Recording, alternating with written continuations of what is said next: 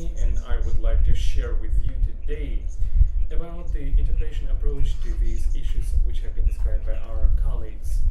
And my presentation will not be as detailed as that of our colleagues, it will be more about processes.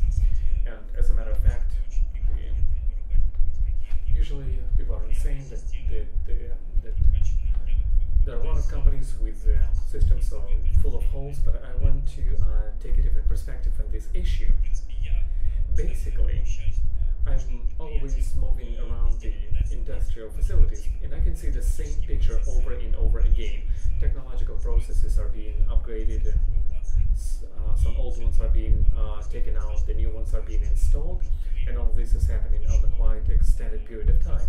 And due to that, we have like a zoo of the STP vendors, of their equipment, and all this equipment is different by their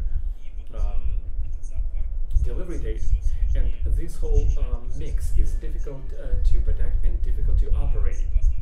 And according to the later legislation, federal legislation 187, that all this array of software has to be protected, or otherwise you may end up violate the law.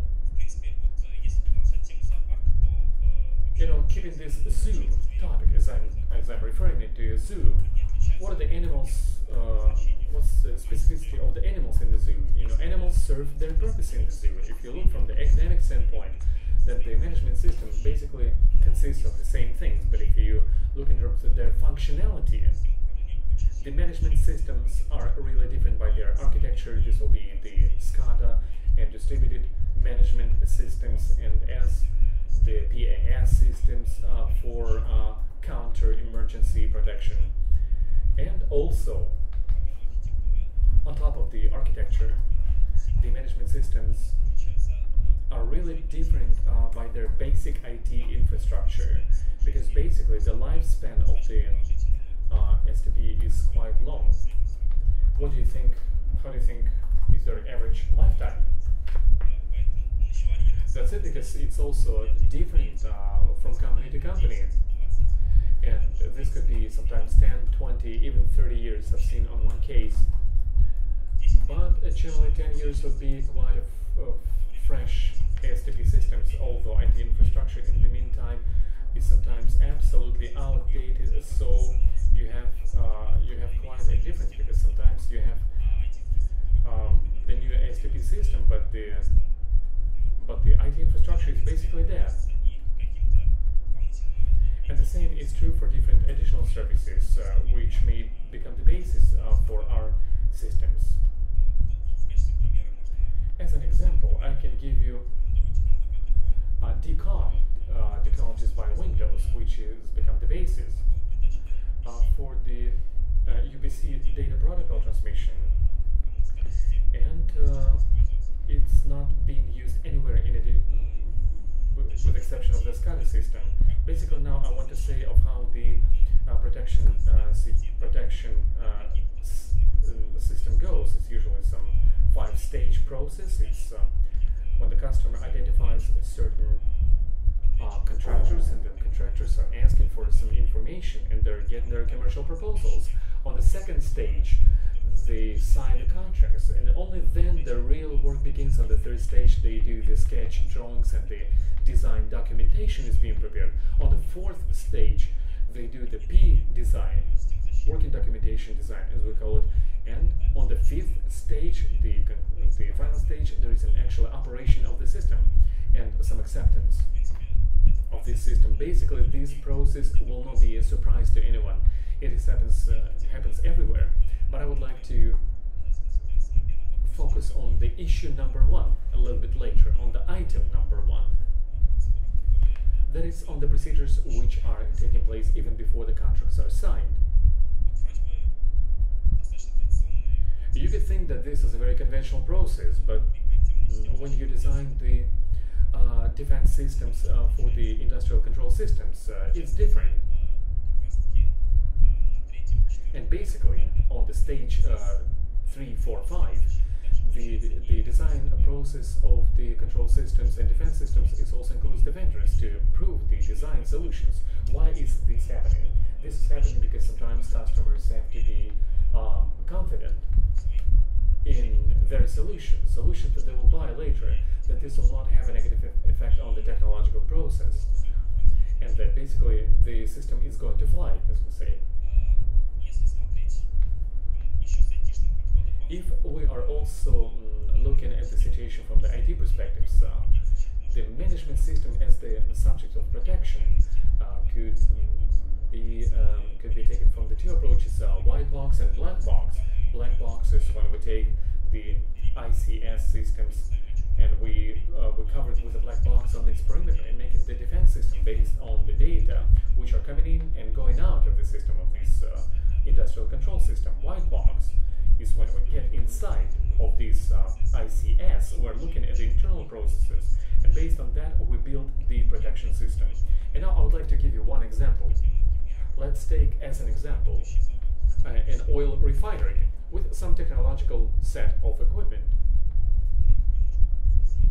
Oh, my letters are skidding on my slide, but anyway, this is a technological setup at the oil refinery with already protected system, the management system, by some internal demands by a customer. And on top of this technological setup, a customer would like to install, let's say, additional, control and monitoring, and also protected based on some of their ideas and requirements. If we use the black box approach, we're covering the whole system, this management system, by a box, so to speak, and we are providing certain packaged solutions. This could be the there could be a protection screen, or the commutations of the systems, different external systems, intrusion detection system ideas, connector services for the connection to the CM and others. And if we take a deeper look inside of this industrial control system, you see that this is only one server. And basically, yes, if we are going to stack all of that, our defense system will become several times more expensive than the management control system itself. If we dig deeper into this ICS, industrial control system, we can say that it has a built-in mechanisms of protection. With the ICS is its own protection system by the vendor. For example, this could be some antivirus, which basically, having upgraded it almost for nothing, you can do the inter-program screen. And by digging deeper, like we've had it, this management system has been defended without any even supply. And now I will formalize the pluses and minuses, advantages and disadvantages of the both approaches.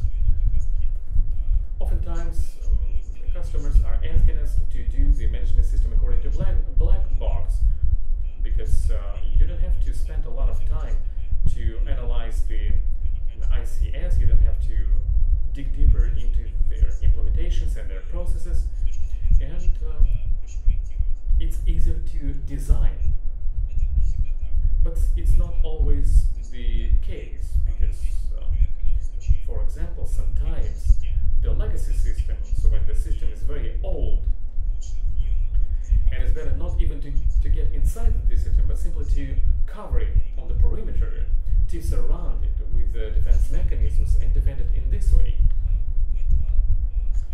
Well, this means of protection has one disadvantage. Number one is there is a gap of the zones of responsibility which is happening. I will explain what I mean in a second. Because usually at an industrial company, different departments and services are responsible for the operations of different ICS, and responsible for the external protection systems, and the ICS people are responsible for the non-stop technological processes. And when some heterogeneous solution is being installed, oftentimes the situation happens. I've seen it in my practice when, for example, you do the installation, startup and commissioning of a unit, and these guys are installing the antivirus, and the other guys are launching watching their systems, and when the system is finally not starting at the startup commission, everybody's pointing their fingers at their colleagues and saying, you know, you're to blame. No, you are to blame in this situation. And the second big disadvantage, which I would like to highlight, as a part of the protection process, the ICS vendor will basically try to approve our design solutions. And when we are not getting inside of the ICS, we do not understand what we are protecting. There is a high probability and chance that the ICS vendor will not approve our solutions and the project will be at the deadlock.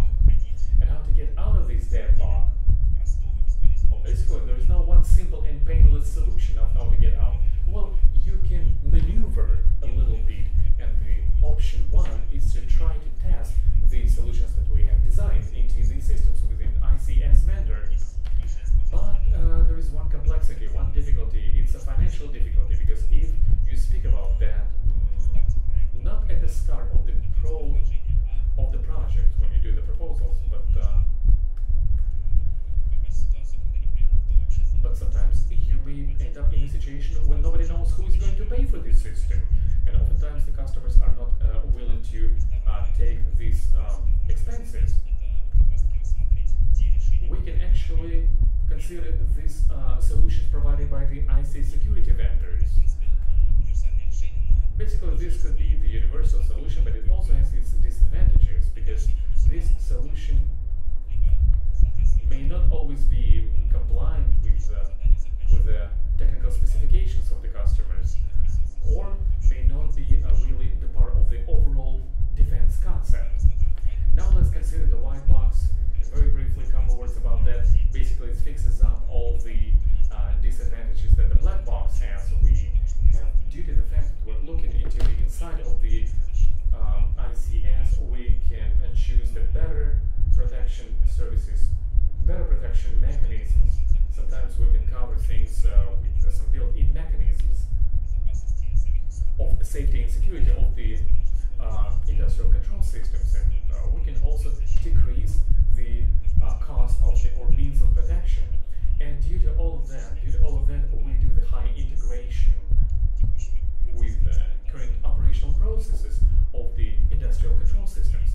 And of course, there are some pluses and minuses, but we again have to high degree of competence when it comes to the ICS with integrators, because if you dig up all these safety mechanisms, to team them up, to organize them, to discuss them, they really have to have a good competence. And unfortunately, there where we have saved up money on the protection systems, we'll have to work more, because in this case, first of all, this would be the very high competence that this system requires. You have to invite these kind of professionals outside of Russia, and due to all of that, sometimes it is very difficult to identify the depth to which we have to dig into the ICS system to ensure the right level of protection. Sometimes you may dig deeper all the way, bury your hand in the sand, and sometimes you miss the deadlines, and then miss your labor costs. So basically, like I was saying, the best thing that can be done in terms of the ICS protection is to use the expertise by the ICS security vendors. I don't know, maybe the Russian companies, or let's say around the globe. But for some reason, we in Russia do not use it, because actually vendors have the built-in protection mechanisms, even at the older systems, which may be 10 years old. They may have their own guidelines, they may have their own hardening guidelines. You only have to study it and to offer your customers to make it a part of the project. And also, I will not dwell on this security mechanism, just to tell you that they are, and depending on the vendor, there could be even more. And when a team of analysts for industrial security is really digging into that, then there are a lot of safety measures that could be covered and closed by the built-in safety mechanism for the industrial control systems. I would like to make a very brief sum up. We